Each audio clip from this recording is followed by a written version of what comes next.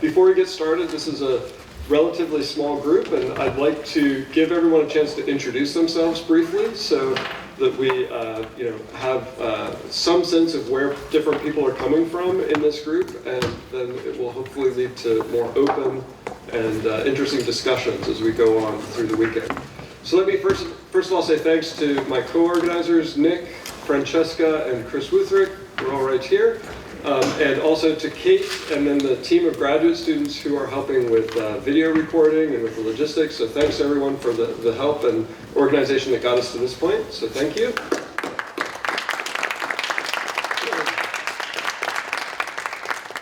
And I really do mean to keep this brief. One thing that I just want to emphasize at the start, so having fruitful interdisciplinary discussions often means taking a step back briefly from some of the ways in which you talk about things within your own community.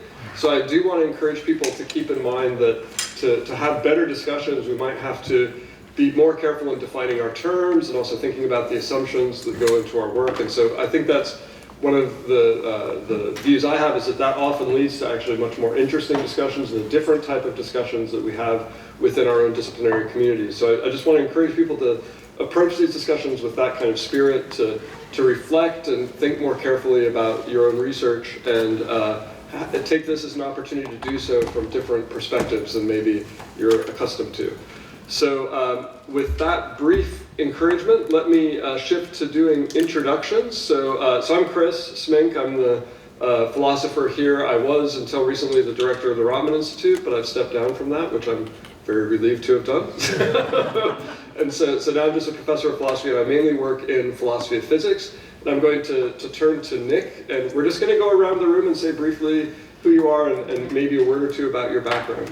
Yes? So hi, I think I know most people, right? Especially people I haven't met before. I'm Nick Huggett. Oh yeah, very good idea. I'm a philosopher of physics here from Illinois, Chicago. Well, welcome everybody. I'm Francesca Vidotto. I am one of the locals here. I am a faculty member of the Rotman Institute of Philosophy, but my community, I would say, is the one of physics and quantum gravity in particular, and I have been working on the applications of quantum gravity, cosmology, black holes. I'm Mike Schneider. I'm faculty at University of Missouri. I do philosophy of physics. I'm interested in social dynamics of the quantum gravity research community, primarily. Hi, I'm Chris Wuthrick. I'm a philosopher of physics from the University of Geneva. I work in the philosophy of quantum gravity primarily. Hi, I'm Dominic. I work in the philosophy of physics at the London School of Economics, mostly thinking about the research program of quantum field theory on curved spacetimes. Yeah. Hi, I'm Jamie Elder. I'm at Tufts University, and I'm a philosopher of physics and astrophysics, and I'm particularly interested in observations of black holes. Hi, nice to meet you all. I'm Eleonora, and I'm a physicist, and I'm currently a visiting researcher here at Western, and I work in quantum cosmology. Hi everybody, I'm Charlotte. I'm a PhD student of Chris, and I'm interested in quantum gravity and cosmology, mainly. Hi everyone, I'm Emilia Margoni. I'm based in Geneva, Florence, and Pisa with a PhD, and I'm a philosopher of physics, and I'm mostly interested in quantum gravity projects. Hi everybody, I'm Luca Marchetti. I am a postdoc at the University of New Brunswick. I work on quantum gravity, mostly on cosmological applications. Hi everyone, nice to meet you. I'm Fabio Mele. I'm a postdoc here at Western in Francesca's group, and my research topics are mainly loop quantum gravity, applications to cosmology and black holes, and intersection of loop quantum gravity and quantum information. Hi, my name is Yu Chen. I'm a PhD student at Western. My research interests mainly black holes. Hi everyone, I'm Farshid. I'm a PhD student in physics here at Western, and I work in black holes and quantum gravity. Good morning. I'm also a PhD student here at Western with Francesca, and in physics, and my work is related to early universe cosmology. Hi, I'm Katie Mack. I'm here from the Perimeter Institute. I do research in cosmology, mostly dark matter, also early universe physics, black holes and things like that. And I also do science communication. Hi there, I'm Niels Lindemann. I'm a philosopher of physics based in Geneva. So I mainly do a foundation of GR, philosophy of quantum gravity, and issues of theory construction. Hi, I'm Sean Gribb. I'm work in the Netherlands. I started in quantum gravity. I now am doing philosophy, so I guess now I'm a philosopher of physics mostly. I'm from London, so Ontario. you need, huh? London, Ontario. Yes. Well, when you're here, you don't have to. It would be weird if I was from London, England. Anyway, and so I'm happy to be home. To be here too. Hi, I'm Bill Harper. I work on the history of physics, and I'm especially interested in methodological questions and lessons. Hi, I'm Sam Bish. I'm from the other London originally, but now I'm in Chicago as a PhD student in philosophy of physics. Hi everyone, I'm Sakshi Delani. I'm a PhD student at the University of Geneva and also visiting UIC as a pre-doc fellow. And I love philosophy of black holes. That seems to be my passion, but I of course am also interested in philosophy of quantum gravity, which has a lot of overlap. Hi everyone, my name is Raymond. I am a PhD student with Nick as well, and I'm interested in various issues in philosophy of symmetry and gauge theories.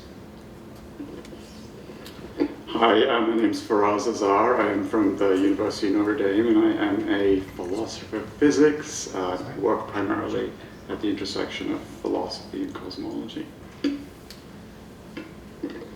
Hi, nice to meet you all or see you all again. My name is Adam Koberinski. I'm a postdoc here at the Rotman Institute. My work is mostly in particle physics and early universe cosmology.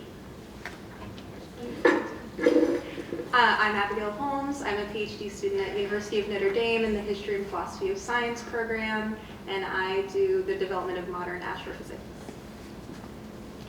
Okay, and we missed a few people, so Robert? Hi, I'm Robert Casal. I'm one of the local philosophy of science people, and I specialize in the history and philosophy of spacetime theories. And Todd, also? I'm Todd Nagel. I'm a PhD student here. I study time and evidence. Okay, the quiz will be after the first coffee break, so I hope everybody was paying very close attention. So I'm going to turn it over to Nick, who will chair the session this morning. So Right. Feraz, you're up. So today, we saw the way the talks broke up. Today we have a session that's largely on cosmology, and then we'll have quantum gravity tomorrow. A couple of other people will be joining us for that as well. I don't know whether I'm going to chair this morning. I don't know whether she knows it, but Francesca's chairing this afternoon. But I think that's about all you need to know. So we're very happy to have Feraz here to start off this meeting. Please take it. I was going to say, so you're going to talk for like 35, 40 minutes, and then Kevin's going to give the K kind of got in my head there. Adam's going to give that's weird. Adam's going to give a response for 5 or 10 minutes. We're going to run all the sessions sort of like that. The idea is to have the respondent sort of kick off discussion. But I think we're very keen to have not just a sort of Q&A, but to really have a sort of discussion going around the table. So I think be free to respond. And I'll moderate it as best I can. Please. All right. Thank you very much for the invitation. It's a thrill to be here and to have the opportunity to tell you about work that I've been engaged in over the last few years or so. This is work that's done in collaboration with David Kaiser, who's at MIT. And the main point here is to look to probe cosmic no-hair conjectures, which I'll tell you about in a moment, from a more general point of view. And the general point of view that I have in mind is relates to a particular paradigm for thinking about early universe cosmology, which goes under the name of the effective field theory of inflation. More generally, I'm going to be connecting to effective field theoretic methodologies. So what I'm going to try and do is tell you about flows of spaces, three-dimensional spaces, into de Sitter space from certain kinds of initial conditions, in particular anisotropic initial conditions, and how it is that we can get there, away from, I should say, away from these initial conditions to something that's a little more symmetric, that looks a little bit more like the universe that we see today. Okay, so let me set the stage. To begin with, cosmic inflation, as many of you may know, provides a very popular account and potentially the leading account of the dynamics of the very early universe. Models of inflation describe a brief accelerated period of expansion of space in such a way as to take a universe that is potentially highly asymmetric into a universe that is highly symmetric today. So one that is homogeneous and isotropic on large scales with relatively small differences in energy density from place to place. So the story is that at some point inflation ends, so as to connect the dynamics to other things that you have a handle on about the very early universe. And there's a question about precisely what it is that arises after the Planck era.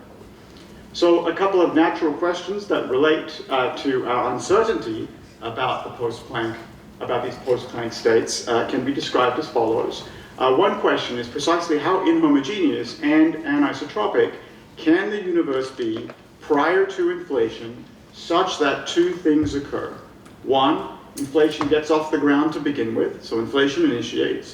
And two, assuming that it does initiate, can you get rid of inhomogeneities and anisotropies? Can they dissipate? So one important aspect of this issue of question one is described in question two. Namely, how do you even go about addressing the question, given that it's the case that we don't have a sense of the source of inflation? And this is where this effective field theoretic technology comes in. So I'll tell you more about that in a moment. All right. Okay, so, sorry.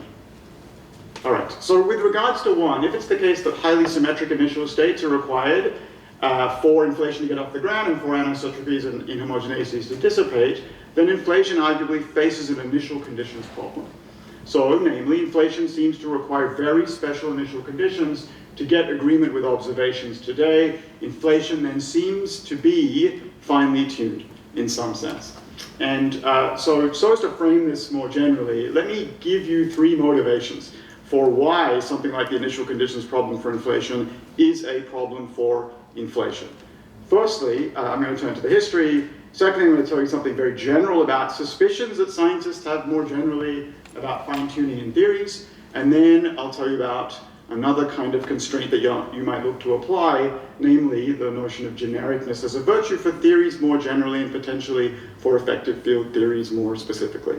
Okay, so the history as a motivation for why it is that the initial conditions problem for inflation might in fact be a problem. Inflation was first described in 1981 as a solution to just so type explanations that were provided by the standard Big Bang model of cosmology in the 1970s, namely a model that does not include cosmic inflation. The thought was that in the context of this kind of model, you needed to fix things to be just so that you end up with the kind of universe that you see today. And the thought is that if inflation is finely tuned, well, this calls into question its status as a theory that solves a fine-tuning problem, or that addresses a problem of fine-tuning with a predecessor theory. All right. So this is the historical motivation. Here is a suspicion about fine-tuning in theories that is described in fact, in the context of biophysics. This is Bill Bialik describing a particular issue in his textbook, an excellent textbook on biophysics. So I'm going to read from the blue section. He says, if the predictions of the model are too sensitive to the exact values of the parameters, there is something vaguely unsatisfying about our claim to have explained things. Such strong parameter-dependent explanations are often called finely tuned, and we have grown to be suspicious of fine-tuning. Experience suggests that if parameters need to be set to precise or somehow unnatural values, and we're missing something in our mathematical description of nature. Right? Something vaguely unsatisfying. All right. What is this thing? Well, I mean, I think this would be a good topic for conversation. Let me say one thing about this thing, namely, it is not about empirical inadequacy. It is certainly the case that you can account for the highly symmetric spaces that we see today by the standard Big Bang model of cosmology of the 1970s, right? You just got to fix things to be just so, and then you can explain a whole host of things, and that might be impressive. It is impressive, and you might be impressed by it. Fine. It's not about that. It's not about empirical inadequacy. The issue potentially has something to do with explanation, some kind of a more general concept that philosophers of science enjoy talking about, and do talk, at least do talk about. They enjoy talking about it, and some maybe some quality of the notion of an explanation that is being compromised by a theory that's highly finely tuned. And I have a couple of papers with Avi Loeb, in case you might be interested about this, that tries to connect this idea to the lack of the depth of an explanation. This is just a pointer. I'm not going to say too much more about this. Okay. So here's another motivation for why it is that the initial conditions problem for inflation might in fact be a problem. And that motivation is this commitment to something like genericness. Sounds a little bit like number 2, B, the second motivation that I was describing, perhaps cashed out a little more explicitly. Namely, that when we're unsure of the physics at higher energy scales, this is in the context of effective theories, it's useful to develop accounts at lower energies that are agnostic about the details of the unknown physics. Question mark, this is a question as to whether this is really the case. This stance endorses a kind of genericness, namely that it's useful to look for lower energy accounts that are generic in the space of physically possible states into which this unknown higher energy theory might flow. That's the motivation. In fact, cosmic inflation is an example of a theory that was originally set down in such a way that this kind of criterion was thought to be satisfied. And people have pushed back on this part of the debate. This is part of the debate about the controversy, recent controversy about inflation. So you may or may not find these motivations convincing. Here is Roger Penrose famously in 1989 saying that he wouldn't find at least some of these motivations convincing. It seems to me that the idea of trying to obtain a universe in the form that we know it by applying time-symmetric physics to a generic, unconstrained initial state is basically misconceived, right? Okay. So I don't necessarily buy all of this, and we can talk about this. I am going to bracket this issue, and I'm going to proceed nonetheless. There's a particular way in which I view the kind of genericness that is in play that I think is at some level consistent with this picture, which is why I'm happy to bracket this and to move on. So I'll say that and then we'll indeed then move on. Okay. So, all right. So these issues that I described earlier about how is it that you can get a highly asymmetric space and drive it into a symmetric configuration, this is crystallized into what's known as a cosmic no-hair conjecture. And there are various ways of describing this conjecture. Here's a general characterization that covers most of them. The conjecture runs as follows, that initially inhomogeneous and or anisotropic degrees of freedom dissipate as the universe expands. Okay? So this is a sort of general characterization of the cosmic no-hair conjecture. Here's how people address it. So typically people assume a metric theory of gravity, such as general relativity, and then constraints are placed on the matter content of the universe, such as the presence of a cosmological constant. And the role that a cosmological constant is playing is that it serves as a proxy for a broad class of inflationary scenarios that typically realize inflation via something like potential energy domination, which is what is happening, which is an analog of what is happening in the case we have a cosmological constant. Okay, so the problem is the following: that probing space-time dynamics, assuming generic inhomogeneities, is and in fact in generic anisotropies is formidable as a challenge. It's difficult.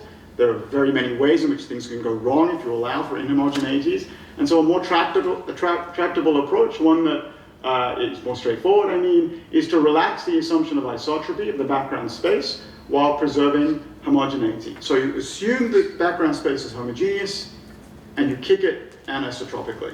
And then you ask the question, can you drive these anisotropies away? Can you get them to dissipate?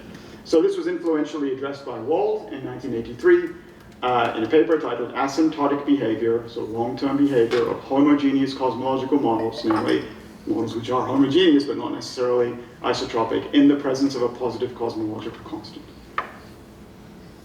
Let me tell you what Wald did. This is important because the work that we did looks to generalize Wald's results in various ways. So Wald includes a stress-energy tensor, which has a positive cosmological constant piece, and another piece is T tilde mu nu. This extra part of the stress-energy tensor satisfies the strong energy condition, the dominant energy condition. Wald then demonstrates that initially expanding homogeneous backgrounds, very broad class, under these conditions for the matter degrees of freedom, do isotropize. So you can get rid of the hair being the anisotropies. And moreover, it's not just isotropic. Ultimately, you end up with a de Sitter-like expansion. So you get de Sitter-like expansion very quickly, which leads to exponential expansion. This is the main result of the theorem. Subsequent work has built upon Wald's results while relaxing, as I say, some of these assumptions. And there's a slew of work that's been done along these lines. I've listed some of this stuff.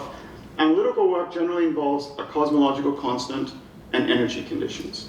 Numerical work, if it doesn't involve a cosmological constant, involves these canonical scalar field type constructions. So there is a gap here. You could look to probe the cosmic no-hair conjecture, relaxing some of these assumptions. Not having a cosmological constant, relaxing the energy conditions, writing down a theory that is consistent with non-canonical, non-scalar field, non-canonical scalar field type constructions. But where the source of the scalar field, as it were, is really not specified. Not just that it's phi, and I'll tell you what phi is, but I'm not going to tell you what the scalar degree of freedom is, but there is a scalar degree of freedom. Okay, so that's what we did. So in our approach, we start with a homogeneous background that is anisotropic, and we choose a particularly simple anisotropic background space. I will describe this for you in more detail in a moment. We take an effective field-theoretic approach to inflationary dynamics, such that inflation is in fact characterized in a model-independent way. There is no cosmological constant explicitly introduced. There are no a priori conditions on matter degrees of freedom, namely no energy conditions are assumed, and our formalism can accommodate scenarios that are not necessarily compatible with canonical scalar field constructions. So we relax all of these orange assumptions on this slide. All right, and I think this is a useful way to address that second question. How do you even ask the question about something like flows out of asymmetry if you don't know what is responsible for the flow? Well, you can do it using these effective field theoretic techniques, and I'll tell you more about them to try to convince you that that's in fact the case. Okay, so this approach is complementary to Wald's approach, but it contains features that are more general, and as I've said before, make contact with a new paradigm for thinking about the very early universe, namely by effective field theoretic methods. So I want to tell you about two studies in the context of this way of describing early universe dynamics.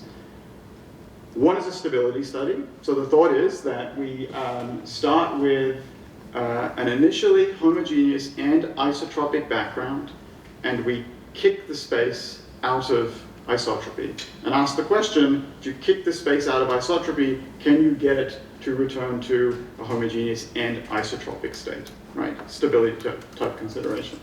And the other kind of consideration, which is a more full-throated attempt to generalize Wald's result, is what I'm calling isotropization. You start with a space which is homogeneous but now anisotropic, and you kick it further out of anisotropy, and ask the question, can that space, one that's homogeneous, starts in an anisotropic state, kicked anisotropically, find its way in some sense to the de Sitter space, which is homogeneous and isotropic, exponentially expanding. Okay, so these the kinds of examples that I'm going to be showing you provide the conditions under which Wald's theorem holds. All right, so looking ahead, this is what I'm going to tell you about for the rest of the talk. I'm going to describe the anisotropic settings that we have in mind, tell you about the dynamical analysis that we construct, tell you about the features of the principal phase space that we use to derive our conclusions, and then discuss how it is the case that, in fact, despite not including a cosmological constant and not including energy conditions explicitly, you can still get flows back to de Sitter space. Okay. I don't know if this is a good time to stop to see if anybody has any quick questions. If anybody does, I'd be happy to address something right now. Okay, so let me tell you about the details. So the anisotropic background that we use is a Bianchi 1 cosmological model. So there are different scale factors in each direction. The AIs can be different in principle. This is what leads to the anisotropy. One can define an average scale factor, which is a geometric mean of these scale factors, and then rewrite the metric in the way that I've shown, like this right here. What this does is that this means that you have effectively reparameterized the initial scale factor in a particular direction in terms of an overall piece and another piece which encodes the anisotropic degrees of freedom. Right. So there are not now 1, 2, 3, plus 4 free functions of time. There should just be 3, and to get you back to 3, you need a constraint, and this is in fact the constraint. Okay. So the other thing that you need to make sense of this kind of system, and in fact to make sense of flows to isotropy, is the shear scalar, sigma squared, and what's important to know about this is that if this vanishes, then you are in an isotropic space. So isotropy is reflected by sigma squared being 0. All right. So for homogeneous and isotropic space-times, the definition of inflation is out of an accelerated, the definition is accelerated expansion, so A double dot is greater than 0. So defining H to be the Hubble expansion rate, there is a particular parameter, namely epsilon, which such that if it's less than 1, you know for sure that acceleration is happening, that inflation is happening. In our more general setting, in the Bianchi 1 space-time model, all of the above definitions carry over, but where A of t is the average scale factor, which I defined earlier. So inflation is still in this more general setting given by this particular condition, which is equivalent to epsilon being less than 1. All right, so that is the geometric content of this approach. I now need to tell you about the other degrees of freedom. In particular, the effective matter degrees of freedom. So what I'm going to be doing is, and what we did, is construct a bottom-up effective field theoretical model, really, of the effective matter degrees of freedom. And what one does in that context is that you need to identify the physical fields that are thought to be relevant at the energy scale of interest. So what are the physical fields? What are the symmetries that underlie the theory? And then one writes down an action for the physical fields that respect the symmetries that you believe are important at the energy scale of interest. And so in the context of an early universe setting in which you have dynamics such that, for example, inflation can get off the ground, or inflation, once it gets off the ground, can stop, there is the universe can be described by a single clock degree of freedom that counts down the end of time, say, until the end of inflation.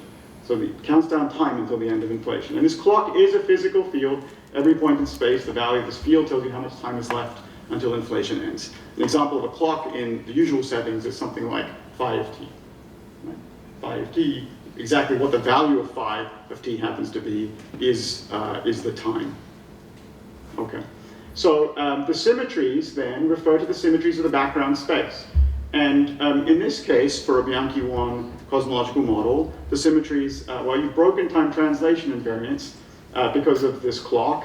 The symmetries of the space-time in particular, while three-dimensional spatial diffeomorphisms are broken, and you're left with a different kind of symmetry, spatial translations, in essence.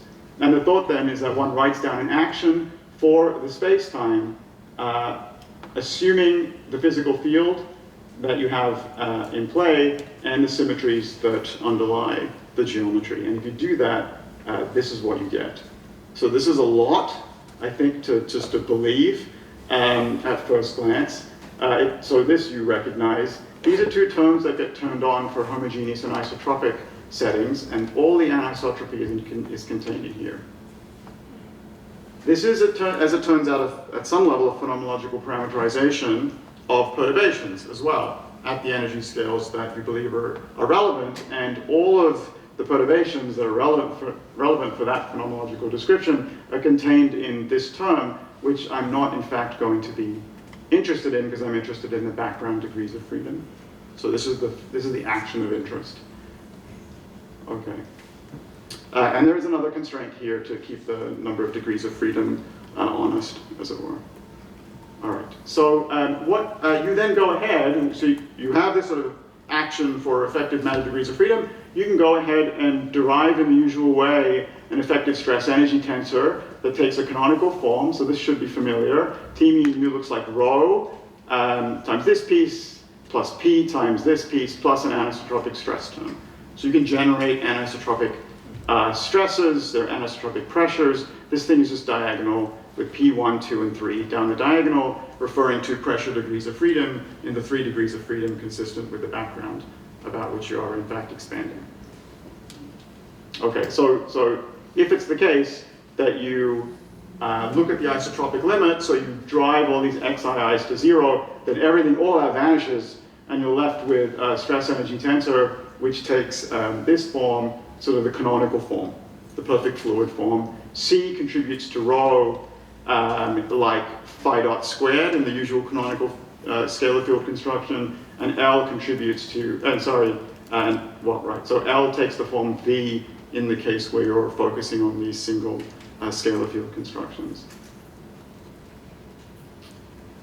All right, so let's just compare this. This will take a step back for a second and compare this to what Wald did. So there's Wald's stress energy tensor. It has a cosmological constant piece right here, and it has another piece that satisfies the dominant and strong energy condition. So the whole thing, therefore, satisfies the dominant energy condition. So it's not necessarily the case that the whole thing satisfies the strong energy condition. It depends on lambda relative to other terms in this particular thing. So what we have done then effectively is drop this term. There is no cosmological constant piece, and we've dropped the energy conditions on this, right? And this is the form again of the stress energy tensor. So, just to show you that these exist. You wouldn't necessarily not think that was the case. So this is the first Einstein equation, the first Friedmann equation. This is a familiar form to you. H squared equals a constant times rho. C plus L plus X tilde is rho plus a shear pot, which gets turned on. Second Friedmann equation, the shear scalar itself has a dynamical equation associated with it. You can, in fact, so you don't need to worry about the exact forms of these, just sort of point out various features of them. You can identify epsilon, which tells you when it is that inflation is happening. So you can do that. There's a continuity equation, which comes from the stress energy tensor and the conservation of stress energy. In an isotropic setting, all these terms fall out, and you have something like, in fact, these terms fall out too, and you have rho dot plus 3h rho plus p is 0. The thing that I want to point out is that, just to remind you, that if rho plus p is 0, then according to this particular equation, rho dot is 0, and the energy density is then acting like a cosmological constant. Okay, so I will come back to this as a kind of marker of cosmological constant-like behavior in this more complicated system. There are one other change of variables that you need to do you can do to simplify the system allows you to write Einstein's equations in this context in the following form. Maybe all I want to point out about this is the fact that you can in fact do it. And this then primes in fact the system for an honest dynamical analysis, or a more straightforward dynamical analysis. So what I want to do is focus on the actual analysis itself, without worrying about how you get there from here. But let me tell you how that goes. Let me tell you how this dynamical analysis works. So these equations, as it turns out, suggest dynamical variables and a dynamical system in which you can identify the things that you're interested if you're looking to try to extend Wald's theorem, namely de Sitter evolution of the background space and conditions for each energy condition. What are the conditions such that each energy condition is satisfied? You can identify them so that you know when you've in fact violated them, right? Okay, so all right. So here are the dynamical variables. These are expansion normalized versions of various important pieces in Einstein's equations. You'll notice that this term. This x quantity is the expansion normalized energy density. Y, this 3c plus x tilde, is the expansion normalized version of the sum of the energy density and the pressure. The anisotropic pressures are determined by omega. That's all you need to keep in mind about this. The anisotropies in the geometry are encoded in these z's. So you have energy density, something such that were it to go to 0 would indicate that there is a cosmological constant in the background in play, because rho plus p would go to 0. Terms, variables that track anisotropic pressures, and variables that track anisotropies in the geometry. The background is anisotropic under this condition here, z1 equals z2 equals 0. There is a constraint. This constraint is the first Friedmann equation, and a subtlety is that in fact there's a countable infinity of variables, and there's a technical reason for this, but you can simplify the situation in a particular way by making a particular assumption. That assumption is that you can essentially set these other variables to take certain values. So you can set lambda naught and mu naught to be a constant, and if you do that, then the infinite towers collapse, and you're just left with a 6-dimensional phase space where you have imposed these constraints. So these constraints are important, so I'll pause on them for a second. By collapsing this infinite tower of variables, what you do is you set, so to do that, you set lambda naught, mu naught, and u naught to be constants, and in doing that, you force the scaling of 3c plus x tilde, something that's proportional to rho plus p, normalized in this way, to scale, to redshift with the scale factor. And you also force the anisotropic pressure terms to redshift with the scale factor, according to precisely what it is that you set mu naught and u naught to. So you have a kind of competition in the background. The competition is between anisotropic degrees of freedom and between a term that, such that were to vanish identically, would give you a cosmological constant if the anisotropic pressure terms also vanish, right? And so the question becomes about this competition then. So as to the question about whether you can get into de Sitter space becomes a question about the competition between these degrees of freedom. So the phase space is, as I said, there's 6 dynamical variables. So the phase space is 6-dimensional. Here's how you can imagine it. It's an upside down gumdrop, this thing right here. And at each point, there's a constraint. So you have to sit on this. If you start on this gumdrop, you will always stay there. And at each point, there is an internal 3-dimensional space. Okay? If the background's isotropic, you're sitting right here. As you move further and further down this particular phase space, things become more and more anisotropic. The shear scalar increases. And so this is the arena in which this competition that I was describing between cosmological constant-like degrees of freedom and anisotropic pressure-like degrees of freedom, where that competition will play out. So, and what determines how it plays out are the fixed points. So there are a number of fixed points, namely places where if you were to start, you remain there for all time. There's a de Sitter fixed point, it turns out. There's another, there's another isotropic fixed point, FPB.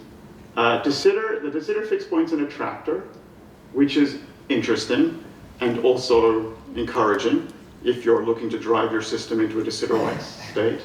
The other isotropic fixed point is in a saddle, which means it's kind of hard to get there. And the remainder of these fixed points are all anisotropic fixed points, which are also generally saddles. And there is this other one-parameter family of fixed points which sit right at the base of this upside-down gumdrop. These correspond to the Kasner circle, if you've heard about this thing. So it is a solution to Einstein's equations where the energy density vanishes and the background has anisotropies that are frozen in. So you have an anisotropic background without matter degrees of freedom. They're frozen in, but they do redshift, right? So they fall away with time. This is the metric that they satisfy. So they're all the way down here, and they are interestingly unstable. And what that means is that if you start near them, you get pushed away from them. So this sort of anisotropic, there's an anisotropic source, as it were, and then there's a de Sitter attractor sitting right at the top. Okay, so here, let me then give you, so I'm not sure how much time I have left, actually. Minus, okay. Okay, good. So here's the stability study, and then I'll show you the isotropization study. So the stability study, so putting this all together, and maybe I'll do this slowly because there's been a lot of information. So here's the phase space, and here is the state such that you're isotropic. So if you start your background space here, you're in an isotropic state, and then this stability study kicks the system out of isotropy and homogeneity. You kick it out by turning on degrees of freedom that relate to anisotropic pressure. So it's the case that, the other thing that I want you to keep in mind is that there's this competition between this term, which will yield ultimately a cosmological constant under right conditions, and this, but where none has been put in by hand to begin with, and these particular terms which determine how the anisotropic pressures redshift with time. So what you notice, and sorry, I should also say in this particular phase space, anything outside of this shaded region, which says DEC satisfied, does not satisfy the dominant energy condition. So if you're sitting in here, there's an internal three-dimensional phase space. That internal three-dimensional space is parameterized by y, omega 1, and omega 2.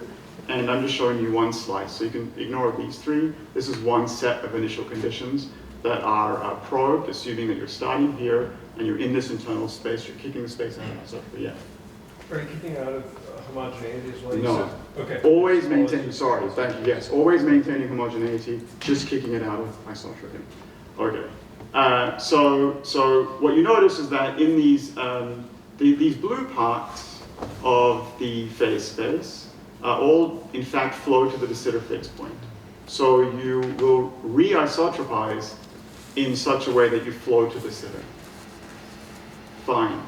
If you look this way across these plots, what you'll notice is that mu naught and mu naught drop. They become smaller. And what that means, if you look at these equations, for smaller mu naught and mu naught, that means that pi 1 and pi 2, the anisotropic degrees of freedom, they linger for longer. They're around for longer. If they're around for longer, you might expect that they would spoil the flow to de Sitter, right? And they in fact do. So all these orange regions are regions which do not flow to de Sitter space. They in fact exit the regime of validity of the effective field theory. So the anisotropic pressures win. Here, ultimately you get something like a cosmological constant arising. Okay. So again, for larger values of lambda naught, going from say here to here, you're dampening this particular term faster, and so you'd expect something like a flow to a cosmological constant to be more likely, or at least more of the phase space to give you that kind of behavior, and that's what you see. But if you look across these plots in this way, the anisotropic pressures linger for longer, less of the phase space ends up in the de Sitter region, more of it just exits the regime of validity of the effective field theory in an anisotropic state. Okay, so this is the isotropization study. This is these are the plots that show you that there are parts of phase space that lie outside of Wald's theorem that still end up isotropizing, leading to de Sitter space in the way that Wald had in mind. So, so here's the upside down gum drop. You start on your constraint to be on it for all time. Remember I mentioned that if you move down this, then you're starting with greater degrees of anisotropy. If you look at this particular point here, you're starting with the universe in an anisotropic state, and then you're kicking it, right? You're kicking it in this way. And what you notice is that all these regions, all the blue regions that lie outside, again, the blue regions flow to the de Sitter fixed point. The de Sitter fixed point's up here. And so starting from here, these initial conditions will wind their way through this six-dimensional phase space, and they'll find their way to the de Sitter fixed point. So all these initial conditions lead to de Sitter, and they all violate the dominant energy condition. Fine. You find a similar kind of behavior, but where the flow to de Sitter is more suppressed when you start with a more anisotropic space. So again, here, everything that lies outside DEC satisfied flows through the phase space and ends up at the de Sitter fixed point, which is sitting up here somewhere. If you start in a really anisotropic state near the Kasner circle, right, then it's much harder to find. The de Sitter fixed point, which is what you might expect.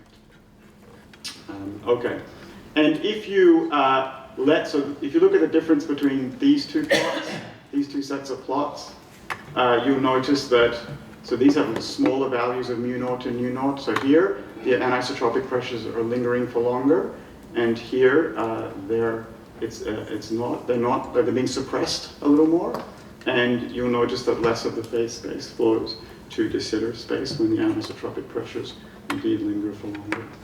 So okay, so this is the main result. This is sort of the main result here, and it tells you that there are initial conditions that violate the assumptions that Wald included in his theorem that nonetheless flow to a de Sitter-like state.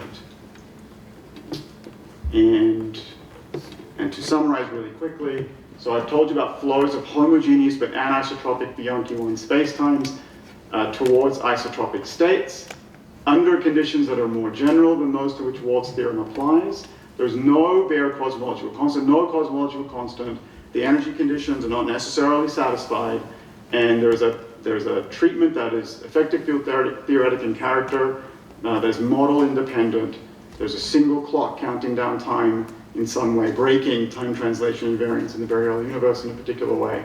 And initial conditions do, in fact, they can flow into an effective cosmological constant, and under certain conditions, large swaths of initial conditions can flow into something like a cosmological constant. So there's a broader context in which cosmic no-hair conjectures may apply, and there are other settings in which one can look to address more fully the cosmic no-hair conjecture. Okay, thank you.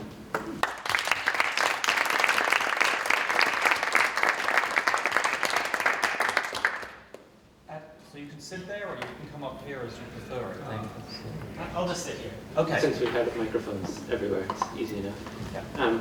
So I want to start by thanking Feraz. This is a great talk. I really enjoyed the papers on the subject as well. It's actually quite interesting. So we'll see if I'm giving a talk at the end of the day, and some of the things that I think are missing, or that we should focus on in research on inflation. This is exactly the sort of thing that I think we need to do, and so it's really encouraging to see these sorts of analyses being done, where you kind of try to solve some of these internal problems, things like the initial conditions problem. So that's really cool. I have a bunch of questions that are all in sort of different directions a little bit. So I'm just going to maybe raise some points, and we can talk, if people want to talk about those, we'll talk about those. If not, we can move on as well. So I wanted to say that one thing that you'll see it's a difference with my talk as well is that exactly what's meant by an effective field theory approach here. So I think this is a really interesting approach, and I don't have any disagreement with calling it an effective field theory approach. You're going to see that I, in a stronger sense of effective field theory, I think it's hard to treat inflation as a sort of effective field theory. And what I mean by that is, so what's taken here, as Feraz mentioned, you're sort of perturbing a background space in a sort of expansion and treating the lowest energy sort of degrees of freedom. And I think that's all well and good.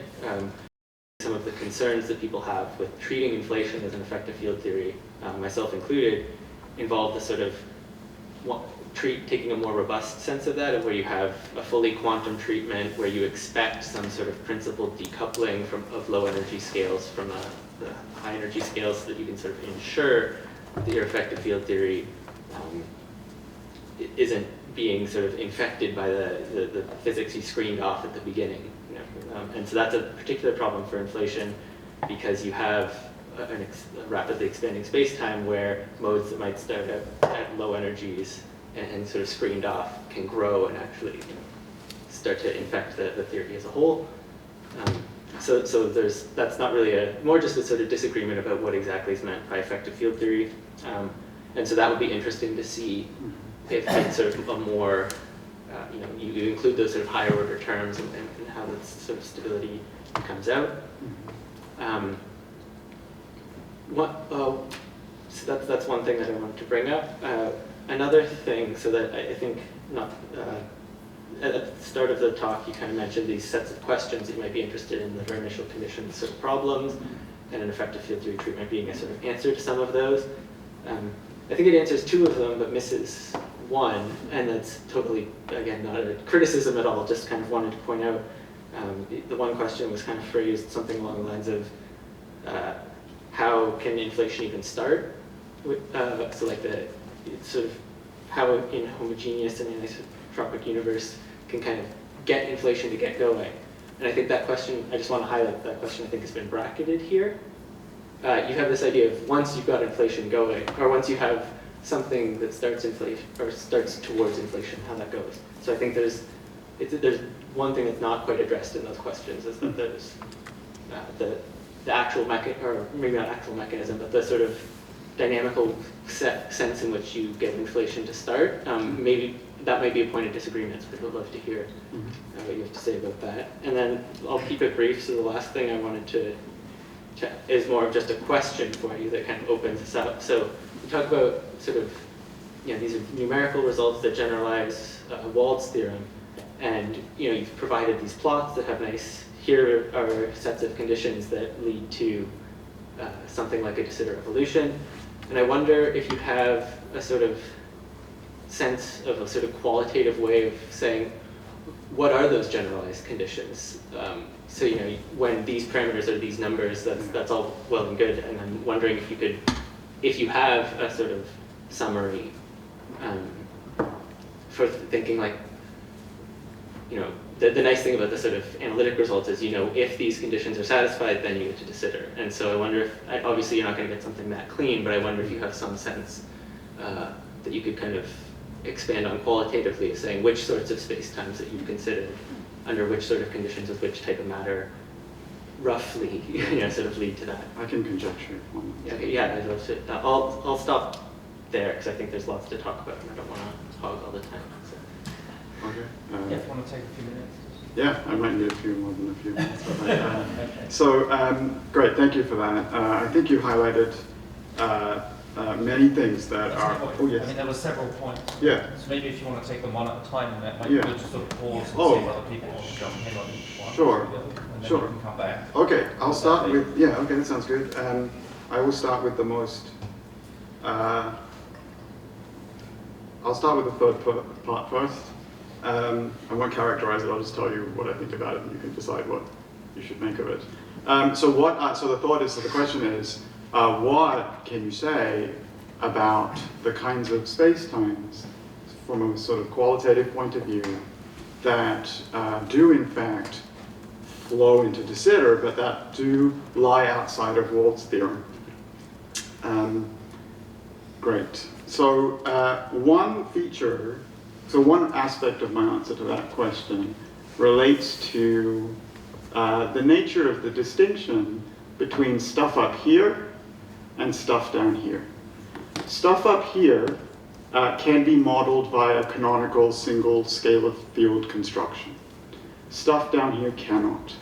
So what is interesting about this, you may have noticed this, is that for y less than 0, the sense of genericness is a little more robust for flowing to de Sitter space than for y greater than 0.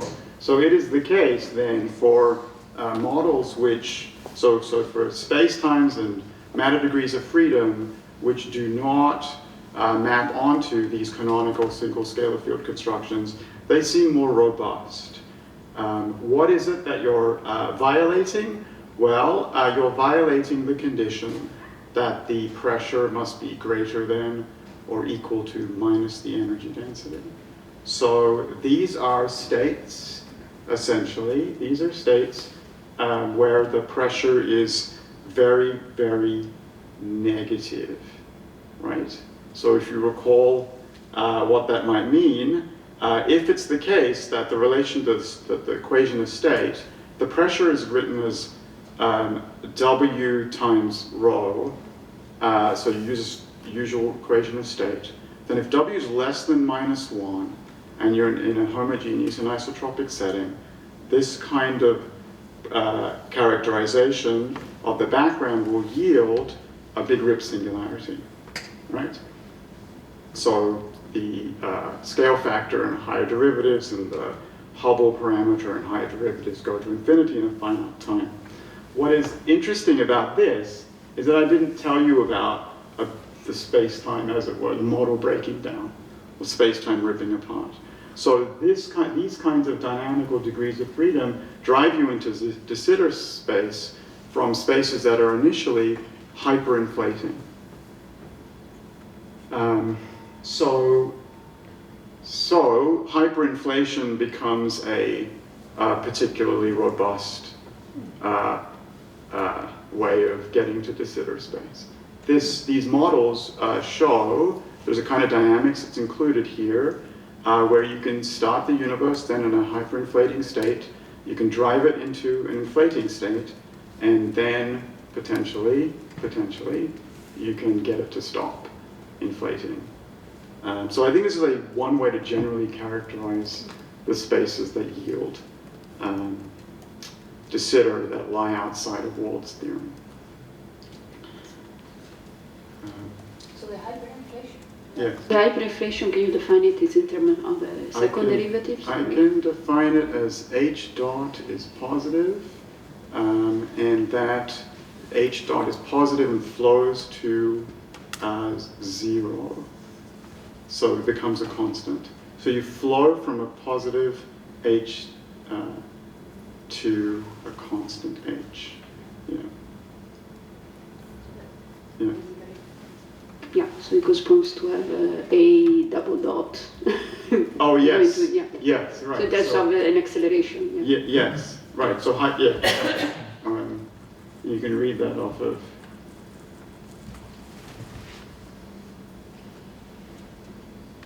Here. Yeah. Yes. Yes. Is it open for Q&A? So. Oh yeah. Come back to Oh sorry. the other points, but but let's have a discussion of it. Is it on this point? No, or? sorry. Okay, no, so let's. Oh, okay. So I can go on. So then maybe this answer answers the second question, namely, are you focusing mostly on assuming inflation is happening, and then whether you get the anisotropies to dissipate? The short answer is yes, but the slightly more complicated answer is that that there are, I think, regimes of these very spaces which do not necessarily start in an inflationary state. But the general thought is that, and this was Wald's idea, so Wald in fact did bracket exactly what you said. I may be bracketing namely the question of whether you get into inflation in the first place. What did bracket that and focus on this idea about, given inflation is happening, what happens to the asymmetries? And I think that idea is encapsulated in the fact that he has a cosmological constant to begin with, right? Okay, yeah. Go ahead.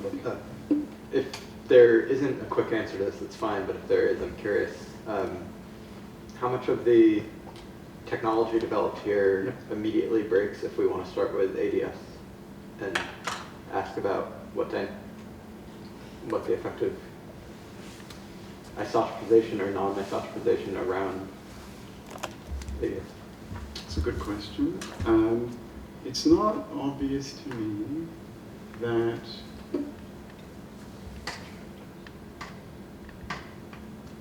it's a good question. Yeah, it's obvious to me you can't handle it with this technology. I'm not sure what would break if you were thinking about ADS.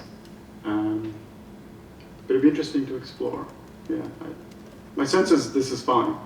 My sense is it's fine, but you can handle it. But I don't. Partly because I don't see where it would go wrong, where it would not work.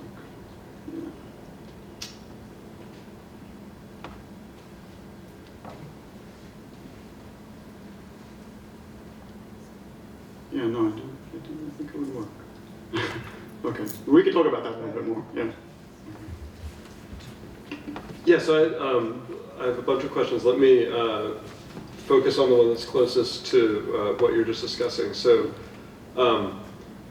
is it right to think that the effective field theory incorporates something that's cosmological constant-like, and what you're doing is asking, do you get an effective cosmological constant at the end where you sort of approach what you get with just a true cosmological constant? Because, and this is related to Adam's point, that it seems like you're sort of saying, I'm going to have a de Sitter background with perturbations, or a de Sitter-like background, and I'm constructing an effective field theory for that, and asking how much do those anisotropic perturbations die out so that I end up approaching a true de Sitter. So in some sense, you haven't put in a cosmological constant by hand like Walt did, but your effective field theory is built so that the matter sources are driving, in some sense, an expansion. So is that the right way to think about it, or? Right. So good. So one. All right. So there's no explicit cosmological constant. Yeah. The parameterization allows for a cosmological constant. In this, and in particular, it. Right. So here's the way in which it allows for a cosmological constant, namely.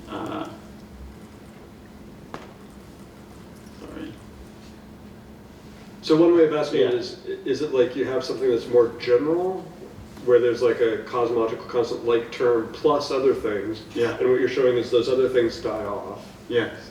Yeah. Yes. No. Right. So I think that that's right. So I think that's not an unfair characterization, but it's not obvious that the way in which I'm allowing for a cosmological constant somehow rigging the system at some level. So. This is a kind of term that would appear cosmological constant-like eventually. I mean, there has to be a term in these equations, right, which will yield the de Sitter for me to make these claims. This is the term. But there's a bunch of other stuff going on. I mean, thinking more broadly, how non-de Sitter is the background? I don't know. I mean, I think it's roughly in the vicinity.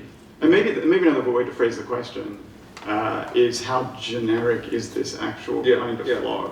And so I have a thought about that, and I think that I have a thought about that which I think partly answers your question.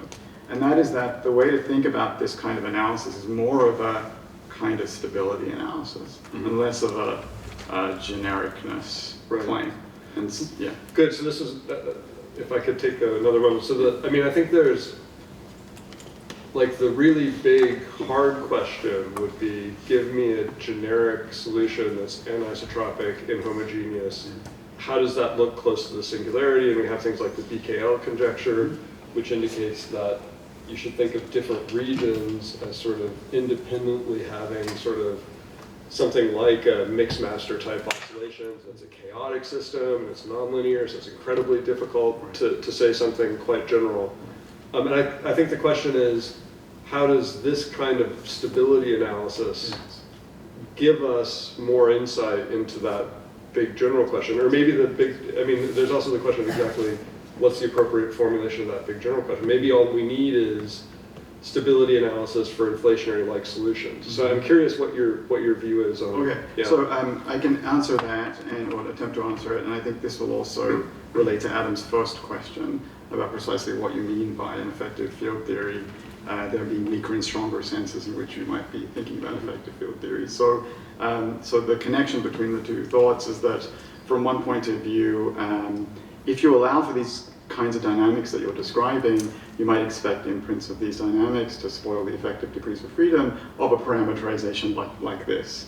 And so the best you're doing here is something like a weaker kind of parameterization of an effective field theory. It's phenomenological in character. What about the other stuff? I think it's a very legitimate worry to have. I think the approach here, as I say, is something like a stability type approach, which brackets to some degree the decoupling issue from issues that might spoil your degrees of freedom. Right, so nonetheless, I think let me try to stomp for this to some degree. One is that the way that people are describing the parameterization at the energy scale of inflation is in a very general way. So there's a kind of dynamics that is breaking time translation invariance, and then one writes down all the terms that are consistent with the symmetries as a result. And so this is the idea is that regardless then of what your UV completion might look like, given that you buy the symmetries that I just mentioned, well, it doesn't matter what they are. They're contained in the expansion, in the delta S terms and so on. But I don't think that answers the worry, right? Because the worry is that decoupling could spoil a lack of decoupling could spoil the degrees of freedom that you think are in play at these lower energies, which are in fact driving the parameterization and driving the conclusion that I was just trying to describe. So there's a tension here, and I think it's an interesting one. Okay, sorry, I don't know, is that no, that's yeah. right. Okay. Did you want to come in on this, Sean, or? So I have Neil's cue there. Well, then I have a small finger, just like what happens if you try Bianchi 9? Like, is there a reason why you didn't look at it? Yes, there's a reason why I didn't. I don't know the answer. Okay, so Bianchi 9, for context, is the model which causes all the most trouble. But it's also the most interesting. No. These are all flat solutions. It's the simplest one to try. Let me just, I don't know the answer. In the case of Wald, you do get de Sitter like evolution under certain conditions for large enough cosmological constant. Yeah, so I don't know because I haven't done it. Let me just say that this kind of formalism should apply to any of the Bianchi models. You should be able to plug them into something like this. So it's a project that can be addressed in the context of this framework. Thank you for waiting so patiently. Oh, no, it's all good. And my question might have already been answered, but let me still ask it again because I need to phrase it as a layman here. So what, again, is the aspiration of the model then, where you don't start with the cosmological constant, so to speak, high energies, but get the cosmological constant, so to speak, effectively? Is this, so to speak, for modeling purposes, you don't start with the bare cosmological constant, or because really the aspiration is ultimately also to give some account via inflation for the cosmological constant? I mean, I'm thinking a bit of, say, something like induced gravity or so, where you have similar aspirations. Are you after this second more ambitious program also? Sorry, the less ambitious program is... The less ambitious one is just because you're kind of limited in modeling abilities, that you don't include a bare cosmological constant at the beginning, and you just do this without the bare cosmological constant. Yes.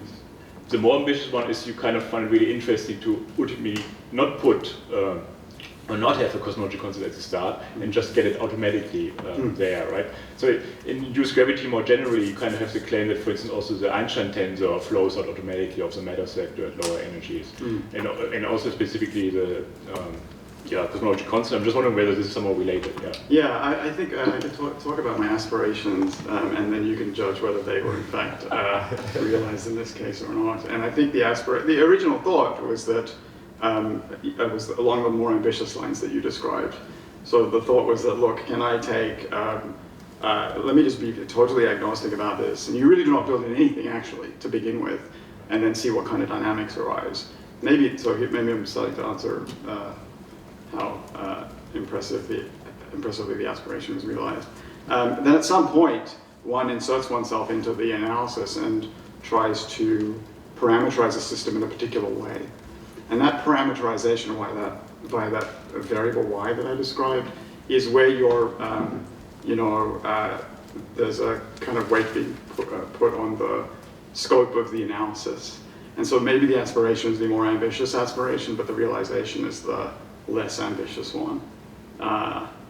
That's one way to characterize, I think, what is happening here. But I am still interested. I'm open to the idea that I'm being more self-effacing than I need to be, and from one point of view, and also that this kind of idea of taking of getting a cosmological constant from wild initial conditions, as it were, is still something that's part of the setup. So it's not obvious to me you can't do it, but maybe the route that we took is establish a more modest result to begin with. Does that answer? Yeah, very good. Thank you. Okay, cool. So, I think Adam wants to come in here. Yeah, I have a point on this. I think maybe you are being a bit too self-effacing. I think there's a sense in which you're saying, look, if you put a cosmological constant term sort of in by hand, you're already assuming that there's going to be some expansion in some way. So this way, you're kind of making a sort of more realistic assumption, or at least what's commonly assumed, that the cosmological constant is sort of seeded by matter sources. Right. So I think in some sense you're getting that, right? You're getting it out of the whatever, maybe not scalar field, but whatever sort of dynamics. But I do wonder if going back to the more full effective field theory treatment, if that then runs into potential problems downstream, namely just dealing with the cosmological constant problem, right? So there's some way in which, in a more fully quantum treatment, there's this, we all know the issue, right? That the quantum field degrees of freedom seem to seed a really, really large cosmological constant term that doesn't seem to actually appear. And I wonder if that's a potential, I mean, not in this level of analysis, but sort of downstream of just a generic worry of having matter sources seed a cosmological constant, that you might have to worry about something like that in a fuller EFT treatment. Yeah, that's a good point. I mean, I think what that says is that there may be a scope to the ambition here at some level. I mean, I'm happy to bracket the issues about, if you're willing to bracket the issues about decoupling for now, then one can be more ambitious.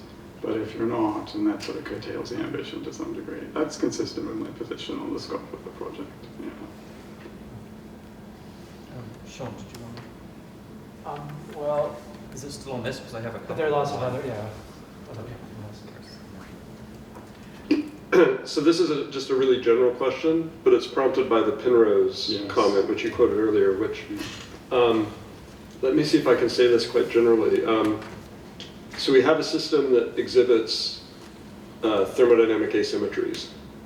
Shouldn't we just expect that there's some constraint on the initial state of that system that ensures that we see the asymmetry? Now, you can try to characterize it in terms of low entropy or whatever, but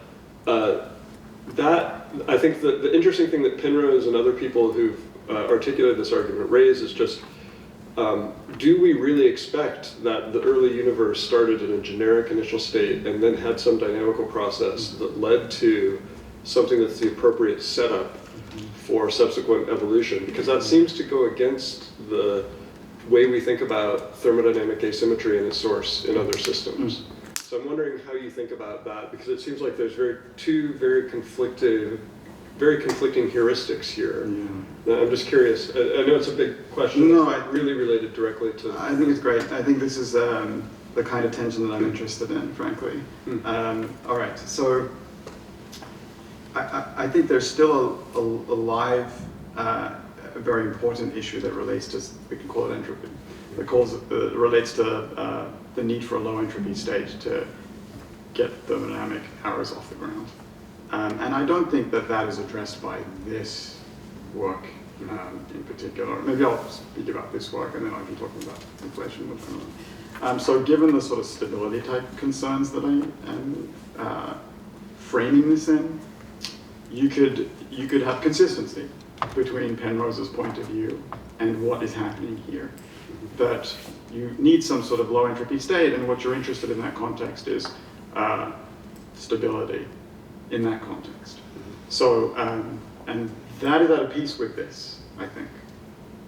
All right. The more general concern, I think I share, that there is an answer that folks in inflation give, and I mean, I'll tell you the answer. The answer, sorry, I'll phrase it very carefully. There is an answer that certain folks in inflation give, and I'll just tell you the answer. The answer is that it's a selection effect idea, basically, right? That you have something like a low entropy initial state, and you get it because the early universe was very varied in such a way that you can only arise in a particular context. So you get the thermodynamic arrow of time via selection effect. So this is one answer that I've heard. There's a question of how good that answer is. Yeah. So I don't have much more to say about it, other than to sort of rehash where I understand where the field is. But insofar as this might impact this work, I think it doesn't. It's not necessarily in tension. It's not in as much tension, if any. Sakshi, you wanted to come in on here. So that question fits perfectly with what I had in mind, and I think this might be a good follow-up. What do you think of the argument that the fine-tuning problem is not really a problem, because similar to what Chris mentioned, that you can't get asymmetry out of symmetry without inserting it in some way, shape, or form at some point. And there's a worry in the context of a global thermodynamic arrow of time that we had very special initial conditions precisely because they were so low entropy. And you had made a statement at some point where you said if you want to consider the volume and phase space, if you will, as a proxy for probability when you were comparing the flows to anisotropies.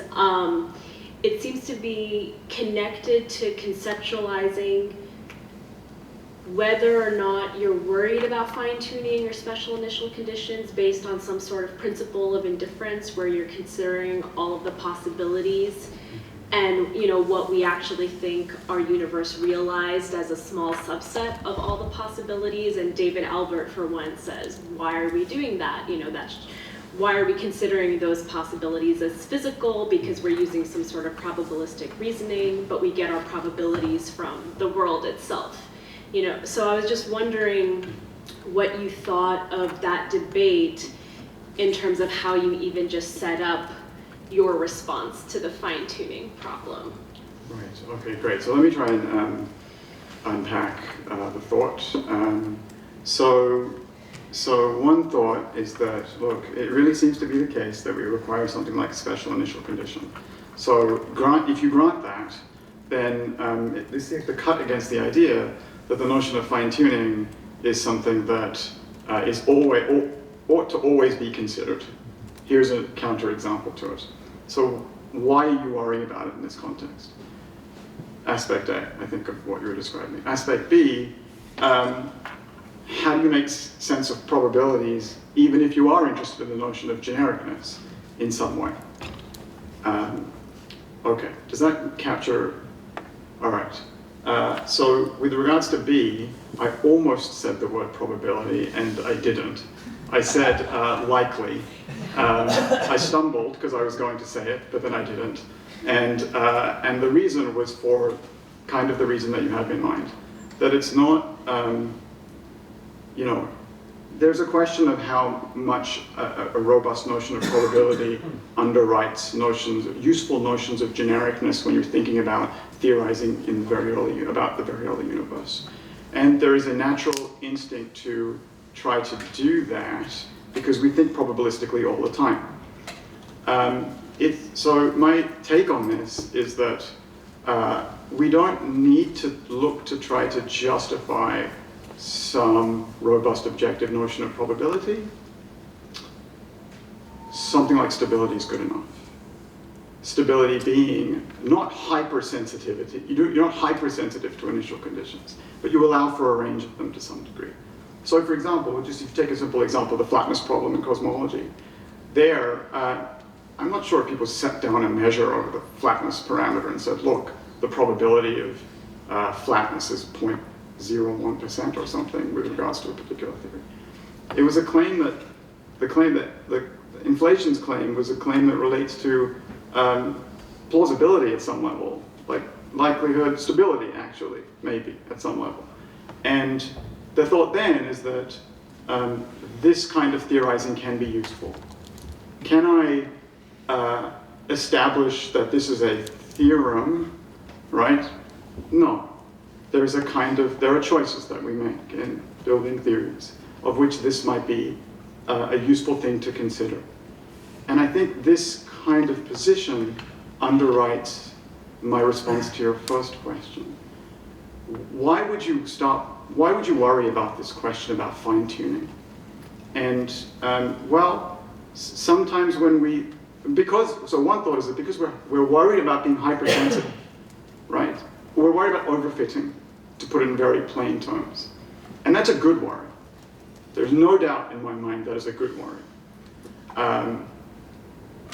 So then you look to extrapolate that, right? And you can point to examples where, I'm sure there are good examples in the history of science where highly finely tuned situations are problematic.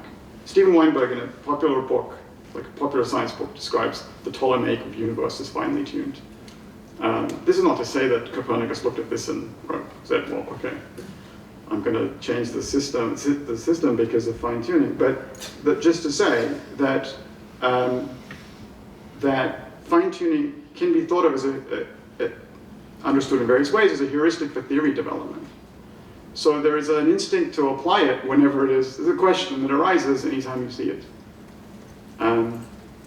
Okay, so this might work in subsystems within the universe as maybe an argument to try to justify considering the notion of fine-tuning for these subsystems. Why then would you go and apply it to the very early universe itself? Because surely there are special things about the very early universe. That pushes back against this instinct to apply this general principle in this special case. And it's a good counter, right? So I'm not against this point of view, but I am pro-stability. Okay.